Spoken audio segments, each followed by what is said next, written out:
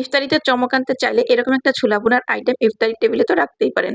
সম্মানিত ভিউয়ার্স, আসসালামু আলাইকুম। কেমন আছেন সব? আশা করছি যে যেখানে আছেন সবাই অনেক ভালো আছেন। এই মুহূর্তে দেশে এবং দেশের বাইরে যে যেখান থেকে আমার ভিডিওটি দেখছেন সবাইকে জানাই আন্তরিক শুভেচ্ছা এবং অভিনন্দন। আজ আমি আপনাদের সাথে শেয়ার করব চিকেন ছোলা ভুনা রেসিপি। আশা করছি রেসিপিটি আপনাদের কাছে অনেক ভালো লাগবে। অবশ্যই এইভাবে বাসায় একবার ট্রাই করে দেখবেন, ইনশাআল্লাহ অনেক বেশি মজা লাগবে। রেসিপিটি বানানোর জন্য আমার প্রথমেই লাগছে ছোলা। আমি এখানে 2 কাপের মতো ছোলা ভিজিয়ে নিচ্ছি। আজকে আমি ছোলার পরিমাণটা একটু বাড়িয়েই নিয়েছি, কারণ এই ছোলা ভুনাটা আমার পরিবারের সবাই অনেক বেশি পছন্দ করে। তো এখন আমি ছোলাটাকে ভিজিয়ে রেখে দিচ্ছি কয়েক ঘন্টার জন্য। কয়েক ঘন্টা পর দেখা যাবে যে ছোলাগুলো ভিজে একদম ডাবল হয়ে গিয়েছে। এখন এগুলোকে ভালো মতো পানি দিয়ে পরিষ্কার করে ধুয়ে তারপর সিদ্ধ করে নিতে হবে। আমি সিদ্ধ করার জন্য এখানে প্রেসার কুকার ব্যবহার করেছি। আপনারা চাইলে এমনি কোনো পাতিলেও সিদ্ধ করে নিতে পারেন। প্রেসার কুকারে আমি পরিষ্কার করে রাখা ছোলা দিয়ে দিচ্ছি, আর সাথে দিয়ে দিচ্ছি বড় সাইজের একটা আলু। পর্যাপ্ত পরিমাণে পানি দিয়ে দিব, আর সাথে আমি দিয়ে দিচ্ছি লবণ। একটু বেশি করেই লবণটা দিতে হবে, যাতে করে ছোলাগুলোর ভিতরে খুব ভালো মতো লবণটা যায়। তারপর ঢাকনা দিয়ে ঢেকে আমি এটাকে 2টা সিটি দিয়ে দিচ্ছি। চলে যাচ্ছি পরের স্টেপে। চুলায় একটা প্যান বসিয়ে দিয়েছি, আর প্যানের ভিতর অ্যাড করে দিচ্ছি পর্যাপ্ত পরিমাণে সয়াবিন তেল। তার ভিতর আমি দিয়ে দিচ্ছি পেঁয়াজ কুচি। এখানে 1/3 কাপের মতো পেঁয়াজ কুচি আছে। এখন পেঁয়াজটাকে নেড়ে চেড়ে একটু লালচে করে ভেজে নিতে হবে। এখন আমি এর ভিতর অ্যাড করে দিচ্ছি আদা রসুন বাটা। এখানে 1.5 টেবিল চামচের মতো আদা রসুন বাটা ব্যবহার করেছি। আদা রসুনটাকে ভালো মতো ভেজে নিচ্ছি, যাতে করে কাঁচা গন্ধটা চলে যায়। তারপর কিছুটা পানি দিয়ে দিচ্ছি, যাতে করে মশলাটা পুড়ে না যায়। এখন আমি এর ভিতরে অন্যান্য ইনগ্রেডিয়েন্টস অ্যাড করে দিব। প্রথমে দিয়ে দিচ্ছি স্বাদ মতো লবণ। তো এখানে অ্যাডজাস্ট করে লবণটা দিতে হবে, যেহেতু আমি ছোলা সিদ্ধ করার সময় লবণ ব্যবহার করেছি। 1/2 চামচ করে দিয়ে দিচ্ছি লাল মরিচের গুঁড়া আর হলুদের গুঁড়া। জিরার গুঁড়া 1 চা চামচ, আর ধনিয়ার গুঁড়া 1/2 চা চামচ। এখন নেড়েচেড়ে মশলাটাকে ভেজে নিচ্ছি। একটা টমেটো কুচি দিয়ে দিচ্ছি। টমেটোটাকেও মশলার সাথে একটু ভেজে নিতে হবে। তারপর আমি এর ভিতর অ্যাড করে দেব অল্প কিছুটা পানি। এই পানিটা দিয়ে আমি মশলাটাকে ভালোভাবে কষিয়ে নিব।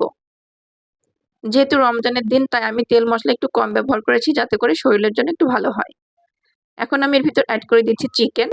চিকেনগুলোকে আমি আগে থেকে একটু আদা রসুন বাটা আর লবণ দিয়ে পর্যাপ্ত পরিমাণে পানি দিয়ে সিদ্ধ করে ছাড়িয়ে নিয়েছিলাম। এখানে প্রায় 1 কাপের মতো ছাড়ানো চিকেন আছে। এখন এই চিকেনটাকে মশলার সাথে ভালোভাবে নেড়ে চেড়ে কষিয়ে নিতে হবে। যখন মাংসটা এরকম কষানো হয়ে যাবে, তখন আমি এর ভিতর অ্যাড করে দিব সিদ্ধ করে রাখা ছোলা। আর দেখুন, ছোলাগুলো কিন্তু খুব ভালোভাবে সিদ্ধ হয়ে গিয়েছে। নেড়ে চেড়ে মশলার সাথে মিশিয়ে নিতে হবে। রমজানের ভিতর কিন্তু আমি কয়েকবার এইভাবে ছোলাটা ভুনা করি। খেতে কিন্তু অসম্ভব মজার হয়, আর সবাই অনেক বেশি পছন্দ করে। প্রতিদিন একঘেয়েমি ছোলা ভুনা কিন্তু খেতে ভালো লাগে না। আপনারা চাইলে এইভাবে একবার ট্রাই করে দেখতে পারেন। এরপর আমি যে আলুটাকে সিদ্ধ করে রেখেছিলাম, সেই আলুটাকে হাত দিয়ে চটকিয়ে দিয়ে দিচ্ছি এর সাথে। আপনারা চাইলে ছোট টুকরো করে কেটেও দিতে পারেন। নেড়েচেড়ে সবকিছুকে আবারও একসাথে মিশিয়ে নিচ্ছি। এইভাবে কিছু সময় সবকিছুকে ভালো মতো একটু কষিয়ে নিতে হবে। যখন কষানো হয়ে যাবে, তখন আমি এর ভিতর অ্যাড করে দিচ্ছি পানি। আমি এখানে 1/2 কাপের মতো পানি ব্যবহার করেছি। এরপর নেড়েচেড়ে পানির সাথে ছোলাগুলোকে মিশিয়ে তারপর ঢাকনা দিয়ে ঢেকে রান্না করে নিতে হবে।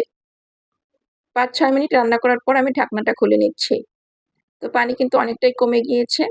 ছোলাটাকে আরো বেশি আকর্ষণীয় করার জন্য আমি এখন এর ভিতর অ্যাড করে দিচ্ছি 1 চা চামচ ভাজা জিরা আর গরম মসলার গুঁড়া, আর দিয়ে দিচ্ছি 1/2 চা চামচের মতো বিট লবণ।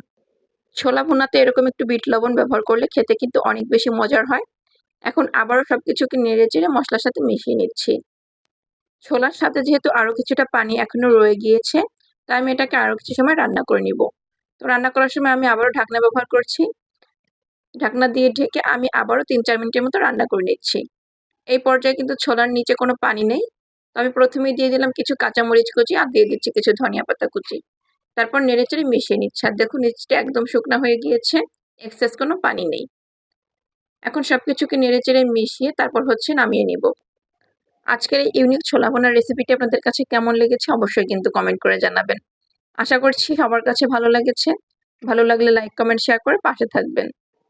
এতক্ষণ যারা আমার সাথে ছিলেন সবাইকে জানাই অনেক অনেক ধন্যবাদ। ইনশাআল্লাহ পরবর্তীতে আরো এরকম মজার মজার ভিডিও নিয়ে উপস্থিত হব।